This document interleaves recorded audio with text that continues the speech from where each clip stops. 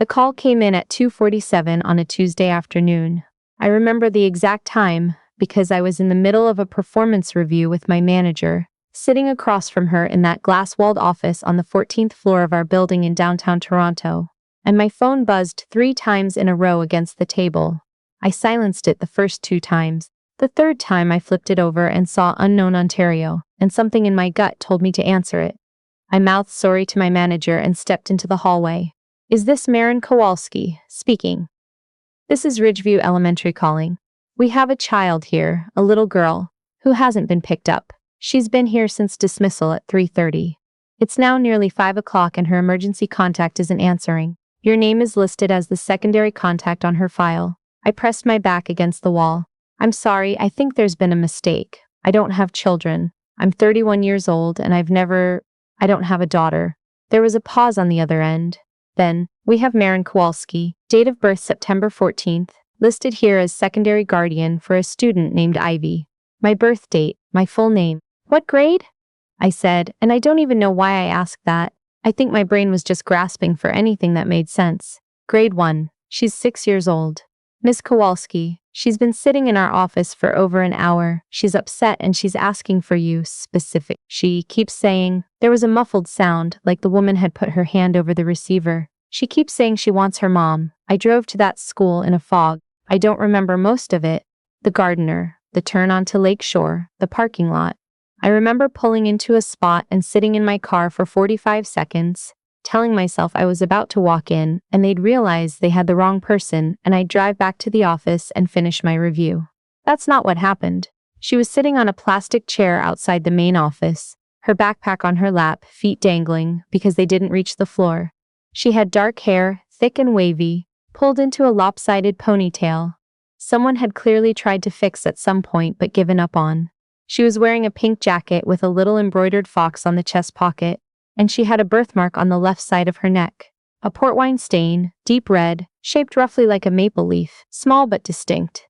Exactly like mine. I have had that birthmark my entire life. It sits just below my left ear, and I have spent 31 years learning to stop covering it with my hair. My mother has a photo of me at 2 days old in the hospital, and it's already there. My grandmother used to call it my little kiss. This child had the same one, same side, same shape, same size. I stood in the doorway of that office and I couldn't move. The secretary, a woman with reading glasses pushed up onto her forehead, looked up at me. "Miss Kowalski?" The little girl lifted her head. Her eyes were brown. My eyes are brown. Her nose was small and upturned in exactly the way that I have always hated in my own face. "Hi," she said. And I said hi back, and my voice came out completely wrong. Too high, too thin, and I walked to her and crouched down and said, "I'm Marin. Do you know who I am?" She looked at me for a long moment, then she looked at my neck. Then she pulled back the collar of her own jacket and pointed to hers. "We match," she said. I called my older sister from the parking lot while Ivy sat in the back seat of my car eating a granola bar the secretary had given her. My sister picked up on the second ring and I said, "Something happened and I need you to not panic and I need you to think back to about 7 years ago." And she said, "Marin, what's wrong?" And I said, "Do you remember when I was with Owen Blackwood? We dated for 2.5 years. I was 25 when we met, 27 when I finally ended it. He was charming in the way that certain men are charming, the kind where you don't fully understand what's happening to you until you're already deep in it. He was a nurse at Mount Sinai. Organized, responsible seeming, thoughtful in small, deliberate ways that I now understand were calculated. We talked about children exactly once. I told him I wasn't sure I wanted them. He said he understood. He said he'd never pressure me. What he did not tell me was that he had apparently made his own arrangements. I didn't know any of this that afternoon in the parking lot.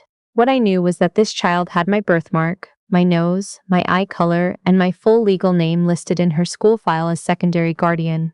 What I knew was that the primary contact, listed as Owen Blackwood father, was not answering his phone. What I knew was that Ivy had finished her granola bar and was now watching me through the rearview mirror with very serious eyes.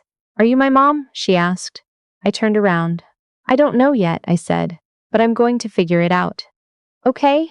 She considered this for a moment. Then she nodded, apparently satisfied, and looked out the window. I called my sister back and said, "I need you to meet me at my apartment, and I need you to bring your husband because I might need a lawyer." My sister arrived 40 minutes later with her husband, who is actually a civil litigation attorney, which felt like the universe offering me one small mercy. Ivy had fallen asleep on my couch by then, still in her jacket, the fox embroidery pressed against the cushion. I had put a blanket over her and stood in the kitchen whispering to my sister and her husband while the kettle boiled. "You need to call Owen," my sister said. "He's not answering." "Then you need to go to the police." "And say what?" "There's a child who might be mine asleep in my living room and I have no idea how she exists." Her husband set down his coffee mug. "He's very quiet, methodical," he said. "Marin, walk me through the relationship. When you were together, did you ever have any medical procedures? Anything involving your reproductive health?" I thought about it. And then I remembered, I was 26. Owen and I had been together about a year. I had a cyst on my left ovary. Nothing serious. The doctor said it would likely resolve on its own, but she wanted to monitor it. Owen was working at Mount Sinai. He offered to help me navigate the referral system, said he knew people, said it would be faster. He came with me to a specialist, a fertility clinic on Bloor Street, of all places, though it was a full-service women's health clinic and I hadn't thought anything of it. I had an ultrasound. I signed what I was told were standard consent forms, 3 or 4 pages, the kind you skim because you trust the person who handed them to you. I had a follow-up procedure 2 weeks later to monitor the cyst, a minor in-office procedure. Owen drove me home after. I was groggy. He made me soup. I sat at my kitchen table and I felt the floor tilt underneath me. "I think he had them collect eggs," I said, during the procedure. I think I signed something I didn't understand. My sister made a sound I won't describe. Her husband was already writing on a notepad. "We need to get a DNA test. We need to get a copy of whatever you signed at that clinic, and we need to find Owen." Owen Blackwood was not hard to find. What was hard was making myself look at what I found. He was in Muskoka. Had been for about 8 months, apparently. I found his Facebook through a friend of my sister's, and he'd been posting photos of a lake house, a dog, long trails through the trees. Very peaceful, very serene. No mention anywhere of a 6-year-old girl. I learned from Ivy's school file, which the principal shared with me after I explained the situation and showed my ID, that Ivy had been enrolled at Ridgeview since September. Before that, they had lived in Mississauga. Before Mississauga, based on a transfer document, they'd been in Calgary. Owen had moved her around, and then he had listed my name in that file and stopped answering his phone. I don't know what he thought was going to happen. Maybe he thought I'd just never find out. Maybe he thought something else entirely. I have spent a long time trying to understand what he thought, and I've mostly given up because I don't think it matters anymore. What matters is what I did next. The DNA test came back in 6 days. I had taken Ivy to a LabCorp clinic with a children's referral from my GP. I told my doctor everything, and she was wonderful. She helped move things along. I had told Ivy we were getting a special blood test, and she had been very brave about the needle and then demanded a sticker, which the nurse provided, and she wore it on her jacket the whole way home. The results were unambiguous. Ivy was my biological daughter. She was also, I would later learn from a reproductive lawyer my sister's husband connected me with, the product of eggs harvested without my informed consent. The consent forms I'd signed had contained language, buried in the 3rd page, in 12-point font, authorizing egg retrieval for future fertility preservation purposes at the discretion of the attending physician. Owen had apparently listed himself as the physician's consulting partner. I don't fully understand the mechanics of how he arranged it. My lawyer does, and she's still angry about it in the way that very composed professionals get angry. Very quiet, very precise. There had been a surrogate, a woman I still don't know the name of, who had agreed to carry the pregnancy. Whether she knew the full circumstances, I don't know. My lawyer thinks she likely didn't. Owen had raised Ivy on his own for 6 years, and then, for reasons that took me several more months to understand, he had stopped. He had been diagnosed with early-onset Parkinson's. He told me this when I finally reached him. Not by phone, but in person, because my lawyer advised me to have a record of any communication, and my sister came with me and we drove up to Muskoka on a gray Saturday in November. The lake house was smaller than the photos made it look. He answered the door looking thinner than I remembered. There was a tremor in his right hand that he tried to hide by putting it in his pocket. I stood on his porch and I didn't feel what I expected to feel. I expected rage. I had felt rage for weeks, a clean and righteous kind of it, the kind that keeps you moving when everything else is impossible. Standing there looking at him, it didn't disappear. But it got complicated in the way that feelings do when the person in front of you is diminished and frightened and clearly hasn't slept in a long time. I said, "You need to explain to me what you did. All of it. From the beginning." He did. He sat at his kitchen table and he told me everything. And my sister sat next to me and didn't say a word, and I listened. He had wanted a child. He knew I didn't. He had convinced himself, and this is the part that makes me the most tired when I think about it, he had convinced himself that he was giving me a gift, that I would come around eventually, that when it was a real child in the world, a child with my face and my birthmark, I would feel something and I would understand. He had not told me about the diagnosis when he got it. He had not told anyone. He had moved to Calgary because he had a cousin there, and then the cousin had moved away, and he had stayed out of stubbornness. Ivy had started school in Calgary. She was bright and sociable and, by Owen's account, asked about her mother constantly. He had run out of answers to give her. He had moved back to Ontario 8 months ago thinking he would. He didn't have a specific plan. He told me that. He said he didn't have a plan. He just kept thinking he would figure something out. And then one day he'd had a very bad morning with the tremor, and Ivy had been scared watching him, and he had driven her to school and listed my name and not known what to do after that. "You listed me and then you didn't call," I said. "I couldn't." She sat in that office for over an hour. He looked at the table. I said, "She's 6 years old." She was alone in a school office for over an hour thinking she'd been forgotten. He didn't say anything. He didn't have anything to say. The legal process took 7 months. I won't walk through all of it, the affidavits, the hearings, the family court dates that I marked in my phone calendar, and then couldn't eat breakfast on. My lawyer was a small, very formidable woman from Etobicoke who had been doing family law for 22 years, and told me the first day she wasn't interested in my feelings about Owen. She was interested in Ivy's outcome, and that if I could hold that perspective I would do fine. I held it. Barely, some days. But I held it. Owen did not contest custody. His neurologist provided documentation about the progression of his condition. Owen signed a consent to transfer primary guardianship to me.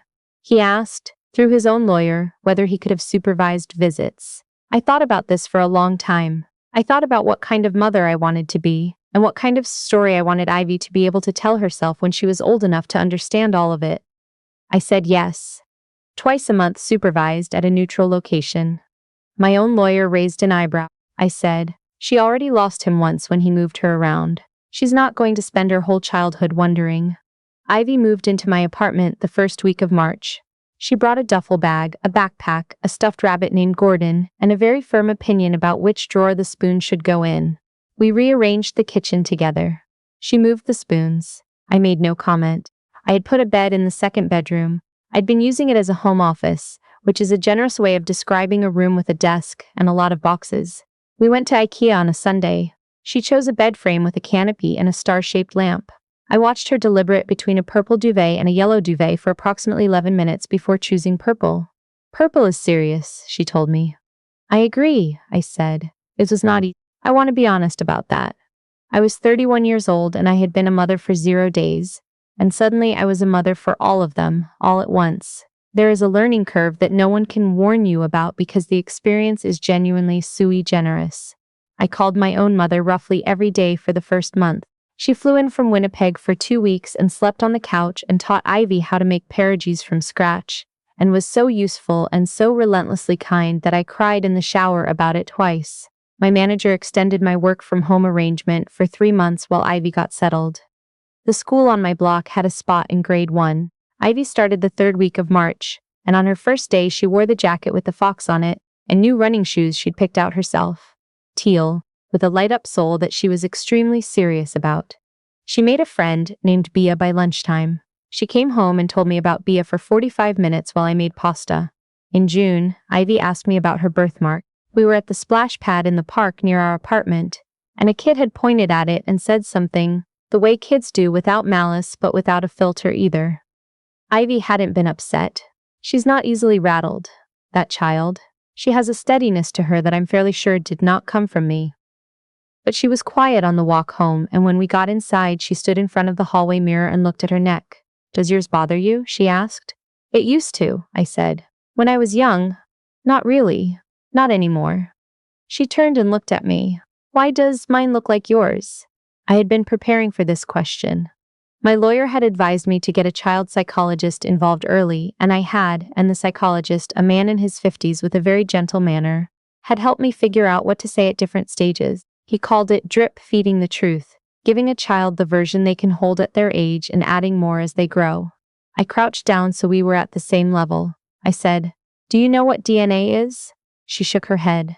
"It's like a recipe," I said. "When a baby is born, they get a recipe from their mom and a recipe from their dad, and those recipes get mixed together, and that's what makes you look like you. Your eyes, your nose, your hair." I touched her birthmark lightly. "Your little maple leaf," she looked very serious. "Is your recipe in me?" "Yes." "So you're my real mom?" "Yes." She thought about this for a moment. Then she said, "Did you know before?" "No," I said. "I didn't know about you. But when I found out, I came right away." She was quiet for a second. "To the school. To the school."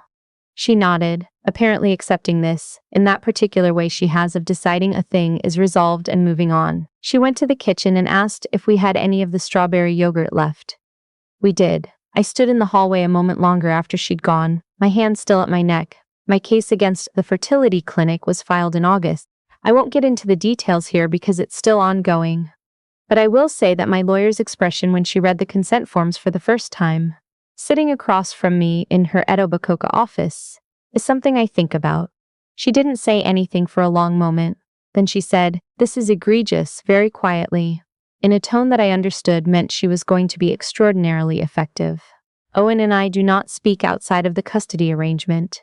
I don't have feelings about him the way I used to.